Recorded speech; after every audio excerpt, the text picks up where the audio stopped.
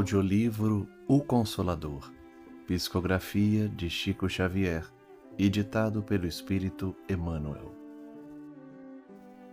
2.4.2 Trabalho 225 Como entender a salvação da alma e como consegui-la. Dentro das claridades espirituais que o Consolador vem espalhando nos bastidores religiosos e filosóficos do mundo, temos de traduzir o conceito de salvação por iluminação de si mesma, a caminho das mais elevadas aquisições e realizações no infinito. Considerando esse aspecto real do problema de salvação da alma, somos compelidos a reconhecer que, se a providência divina movimentou todos os recursos indispensáveis ao progresso material do homem físico na Terra, o Evangelho de Jesus é a dádiva suprema do céu para a redenção do homem espiritual, em marcha para o amor e sabedoria universais. Jesus é o modelo supremo. O Evangelho é o roteiro para a ascensão de todos os espíritos em luta, o aprendizado na Terra para os planos superiores do ilimitado. De sua aplicação decorre a luz do Espírito. No turbilhão das tarefas de cada dia, lembrai a afirmativa do Senhor: Eu sou o caminho, a verdade e a vida. Se vos cercam as tentações de autoridade e poder, de fortuna e inteligência, recordai ainda as suas palavras: Ninguém pode ir ao Pai senão por mim. E se vos sentis tocados pelo sopro frio da adversidade e da dor, se estais sobrecarregados de trabalhos no mundo, buscai ouvi-los sempre no imo da alma. Quem deseje encontrar o reino de Deus, tome a sua cruz e siga os meus passos. 226. Os guias espirituais têm uma parte ativa na tarefa de nossa iluminação pessoal? Essa colaboração apenas se verifica como no caso dos irmãos mais velhos ou dos amigos mais idosos nas experiências do mundo. Os mentores do além poderão apontar-vos os resultados dos seus próprios esforços na Terra, ou então aclarar os ensinos que o homem já recebeu por meio da misericórdia do Cristo e da benevolência dos seus enviados. Mas em hipótese alguma poderão afastar a alma encarnada do trabalho que lhe compete na curta permanência das lições do mundo. Que dizer de um professor que decifrasse os problemas comuns para os alunos? Além disso, os amigos espirituais não se encontram em estado beatífico. Suas atividades e deveres são maiores que os vossos. Seus problemas novos são inúmeros, e cada espírito deve buscar em si mesmo a luz necessária à visão acertada do caminho. Trabalhai sempre, essa é a lei, para vós outros e para nós, que já nos afastamos do âmbito limitado do círculo carnal. Esforcemo-nos constantemente. A palavra do guia é agradável e amiga, mas o trabalho de iluminação pertence a cada um. Na solução dos nossos problemas, nunca esperemos pelos outros, porque de pensamento voltado para a fonte de sabedoria e misericórdia, que é Deus, não nos faltará em tempo algum a divina inspiração de sua bondade infinita. 227. Deus concede o favor a que chamamos graça? São tão grandes as expressões da misericórdia divina que nos cercam o espírito em qualquer plano da vida, que basta um olhar à natureza física ou invisível para sentirmos em torno de nós uma aluvião de graças. O favor divino, porém, como o homem pretende receber no seu antropomorfismo, não se observa no caminho da vida, pois Deus não pode assemelhar-se a um monarca humano, cheio de preferências pessoais, ou subornado por motivos de ordem inferior. A alma, aqui ou alhures, receberá sempre de acordo com o trabalho da edificação de si mesma. É o próprio Espírito que inventa o seu inferno ou cria as belezas do seu céu. E tal seja o seu procedimento, acelerando o processo de evolução pelo esforço próprio, poderá Deus dispensar na lei em seu favor, pois a lei é uma só, e Deus o seu juiz supremo e eterno. 228. A autoiluminação pode ser conseguida apenas com a tarefa de uma existência na Terra? Uma encarnação é como um dia de trabalho. E para que as experiências se façam acompanhar de resultados positivos e proveitosos na vida, faz-se indispensável que os dias de observação e de esforço se sucedam uns aos outros. No complexo das vidas diversas, o estudo prepara. Todavia, somente a aplicação sincera dos ensinamentos do Cristo pode proporcionar a paz e a sabedoria, inerentes ao estado de plena iluminação dos redimidos. 229. Como entender o trabalho de purificação nos ambientes do mundo? A purificação na terra ainda é qual o lírio-alvo, nascendo do lodo das amarguras e das paixões. Todos os espíritos encarnados, porém, devem considerar que se encontram no planeta como em poderoso cadinho de acrisolamento e regeneração, sendo indispensável cultivar a flor da iluminação íntima na angústia da vida humana, no círculo da família ou da comunidade social, por meio da maior severidade para consigo mesmo e da maior tolerância com os outros, fazendo cada qual da sua existência um apostolado de educação, onde o maior beneficiado seja o seu próprio espírito. 230. Como iniciar o trabalho de iluminação da nossa própria alma? Esse esforço individual deve começar com o autodomínio, com a disciplina dos sentimentos egoísticos e inferiores, com o trabalho silencioso da criatura por exterminar as próprias paixões.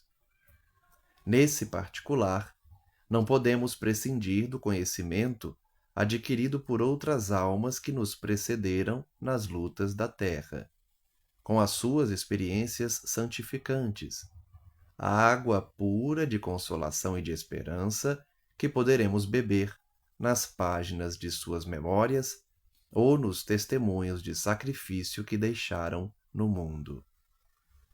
Todavia, o conhecimento é a porta amiga que nos conduzirá aos raciocínios mais puros, porquanto, na reforma definitiva de nosso íntimo, é indispensável o golpe da ação própria, no sentido de modelarmos o nosso santuário interior na sagrada iluminação da vida.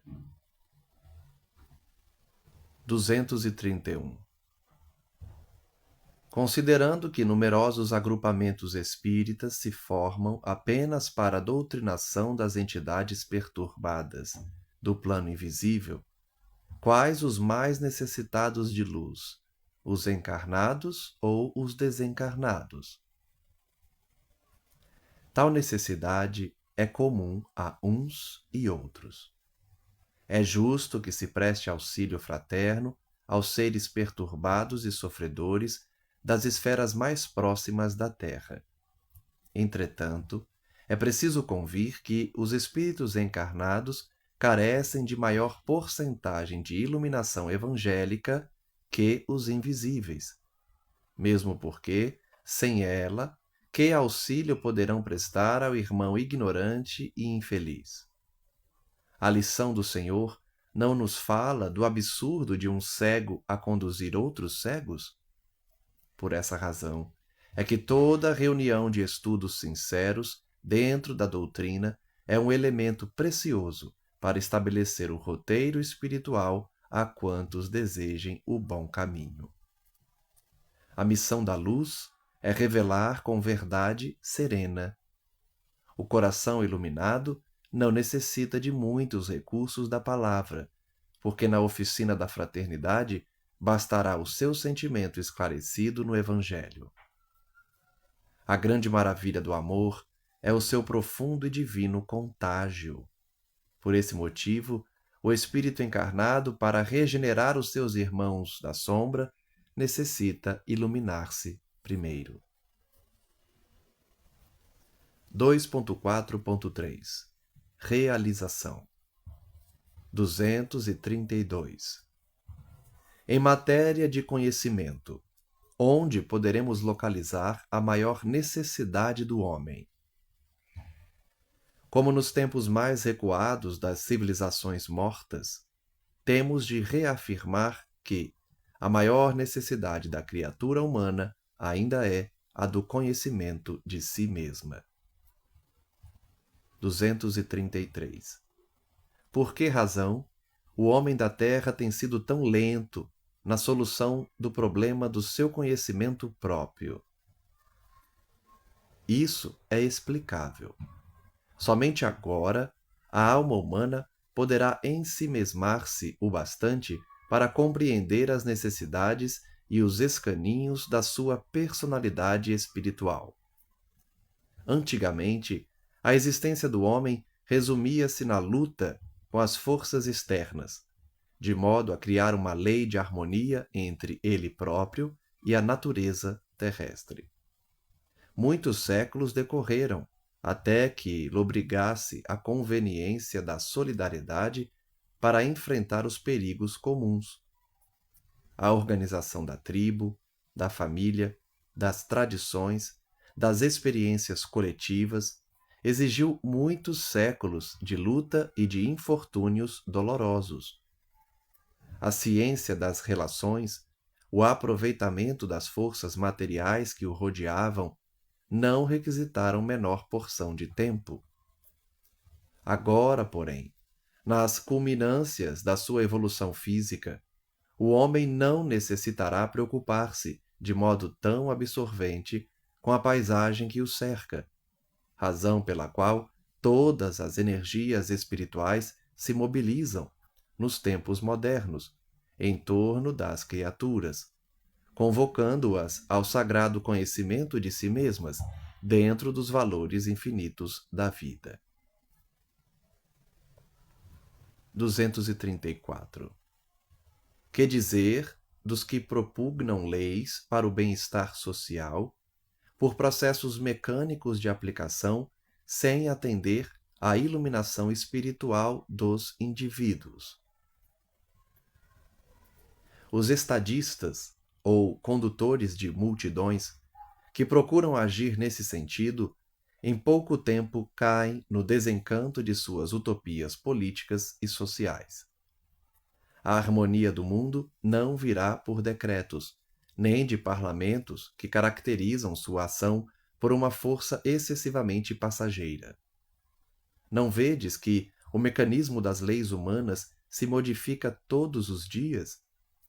Os sistemas de governo não desaparecem para dar lugar a outros, que por sua vez terão de renovar-se com o transcorrer do tempo? Na atualidade do planeta, tendes observado a desilusão de muitos utopistas dessa natureza, que sonharam com a igualdade irrestrita das criaturas, sem compreender que, recebendo os mesmos direitos de trabalho e de aquisição perante Deus, os homens, por suas próprias ações, são profundamente desiguais entre si, em inteligência, virtude, compreensão e moralidade. O homem que se ilumina conquista a ordem e a harmonia para si mesmo. E para que a coletividade realize semelhante aquisição, para o organismo social, faz-se imprescindível que todos os seus elementos compreendam os sagrados deveres de auto-iluminação. 235. Há outras fontes de conhecimento para a iluminação dos homens, além da constituída pelos ensinamentos divinos do Evangelho? O mundo está repleto de elementos educativos, mormente no referente às teorias nobilitantes da vida e do homem, pelo trabalho e pela edificação das faculdades e do caráter. Mas, em se tratando de iluminação espiritual, não existe fonte alguma além da exemplificação de Jesus, no seu Evangelho de verdade e vida. Os próprios filósofos que falaram na terra antes dele não eram senão emissários da sua bondade e sabedoria, vindos à carne de modo a preparar-lhe a luminosa passagem pelo mundo das sombras. Razão porque o modelo de Jesus é definitivo e único para a realização da luz e da verdade em cada homem. 236. Como interpretar a ansiedade do proselitismo espírita em matéria de fenomenologia ante essa necessidade de iluminação? Os espíritas sinceros devem compreender que os fenômenos acordam a alma, como o choque de energias externas que faz despertar uma pessoa adormecida. Mas somente o esforço opera a edificação moral, legítima e definitiva. É uma extravagância de consequências desagradáveis atirar-se alguém à propaganda de uma ideia sem haver fortalecido a si mesmo na seiva de seus princípios enobrecedores. O Espiritismo não constitui uma escola de leviandade. Identificado com a sua essência consoladora e divina, o homem não pode acovardar-se ante a intensidade das provações e das experiências. Grande erro praticariam as entidades espirituais elevadas se prometessem aos seus amigos do mundo uma vida fácil e sem cuidados, solucionando-lhes todos os problemas e entregando-lhes a chave de todos os estudos. É egoísmo e insensatez provocar o plano invisível com os pequeninos caprichos pessoais.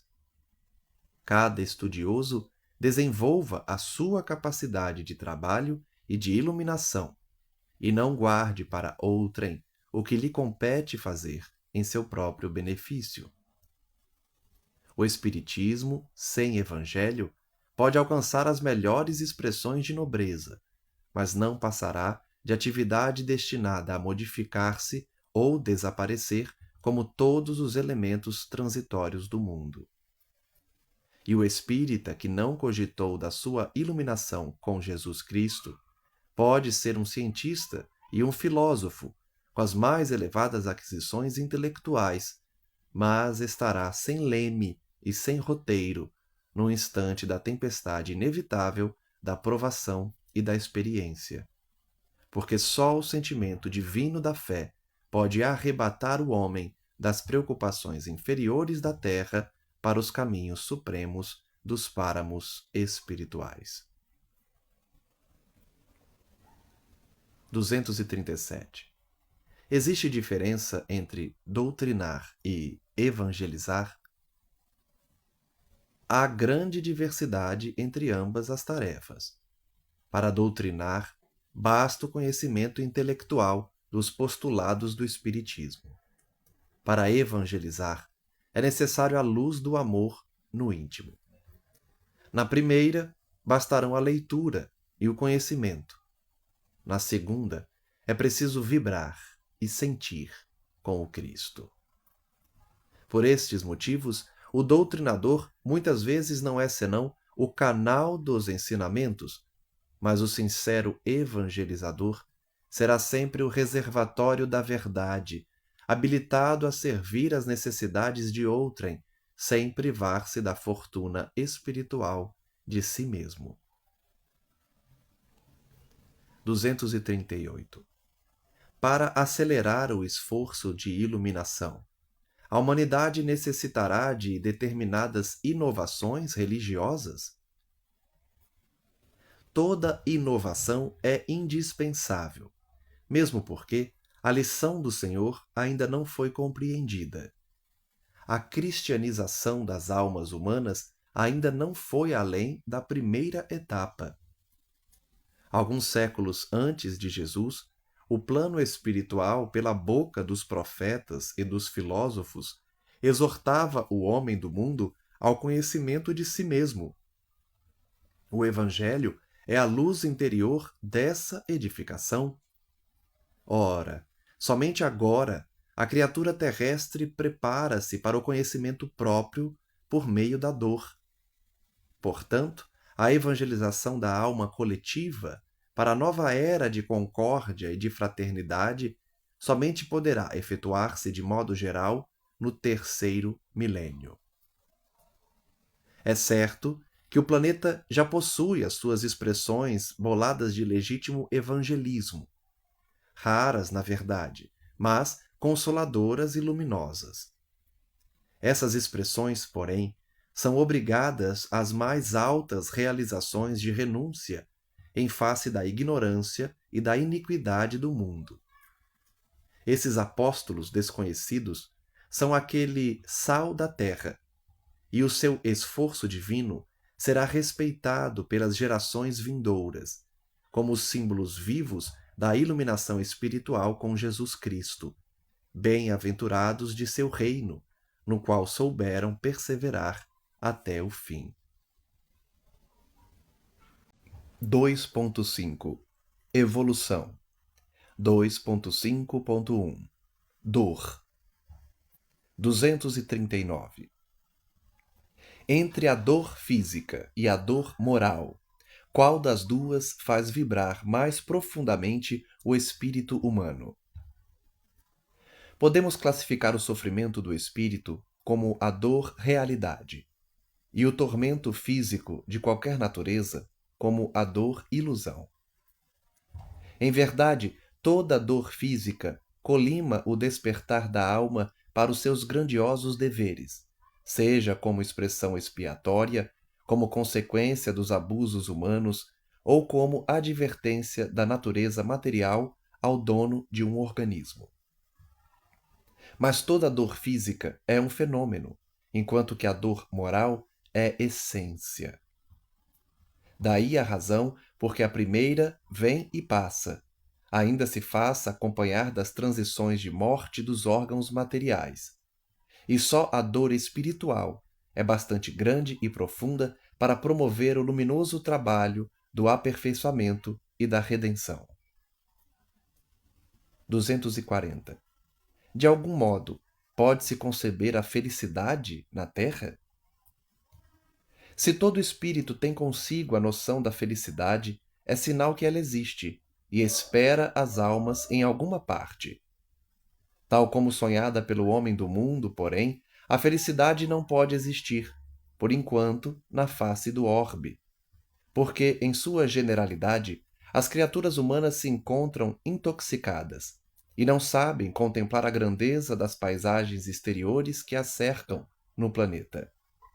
Contudo, importa observar que é no globo terrestre que a criatura edifica as bases da sua ventura real, pelo trabalho e pelo sacrifício, a caminho das mais sublimes aquisições para o mundo divino de sua consciência.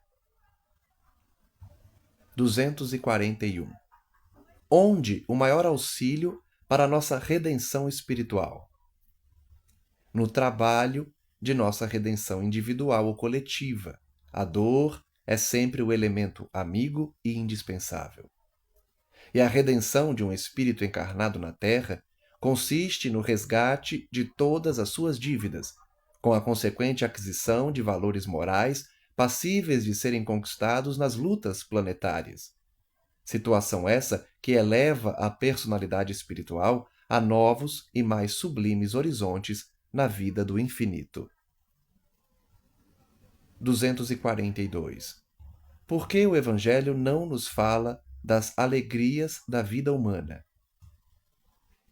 O Evangelho não podia trazer os cenários do riso mascarado do mundo, mas a verdade é que todas as lições do Mestre Divino foram efetuadas nas paisagens da mais perfeita alegria espiritual. Sua primeira revelação foi nas bodas de Caná, entre os júbilos sagrados da família. Seus ensinamentos, à margem das águas do Tiberíades, desdobraram-se entre criaturas simples e alegres, fortalecidas na fé e no trabalho sadio. Em Jerusalém, contudo, junto das hipocrisias do templo, ou em face dos seus algozes empedernidos, o Mestre Divino não poderia sorrir, alentando a mentira ou desenvolvendo os métodos da ingratidão e da violência. Eis porque, em seu ambiente natural, toda a história evangélica é sempre um poema de luz, de amor, de encantamento e de alegria. 243. Todos os espíritos que passaram pela Terra tiveram as mesmas características evolutivas no que se refere ao problema da dor? Todas as entidades espirituais encarnadas no orbe terrestre são espíritos que se resgatam ou aprendem nas experiências humanas após as quedas do passado, com exceção de Jesus Cristo, fundamento de toda a verdade neste mundo, cuja evolução se verificou em linha reta para Deus, e em cujas mãos angélicas repousa o governo espiritual do planeta desde os seus primórdios. 244. Existem lugares de penitência no plano espiritual? E acaso poderá haver sofrimento eterno para os espíritos inveterados no erro e na rebeldia? Considerando a penitência em sua feição expiatória, existem numerosos lugares de provações na esfera para vós invisível, destinados à regeneração e preparo de entidades perversas ou renitentes no crime, a fim de conhecerem as primeiras manifestações do remorso e do arrependimento, etapas iniciais da obra de redenção. Quanto à ideia do sofrimento eterno, se houvesse espíritos eternamente inveterados no crime, haveria para eles um sofrimento continuado, como o seu próprio erro. O pastor, porém, não quer se perca uma só de suas ovelhas. Dia virá em que a consciência mais denegrida experimentará no íntimo a luz radiosa da alvorada de seu amor. 245. Se é justo esperarmos no decurso do nosso roteiro de provações na terra por determinadas dores, devemos sempre cultivar a prece? A lei das provas é uma das maiores instituições universais para a distribuição dos benefícios divinos. Precisais compreender isso, aceitando todas as dores com nobreza de sentimento.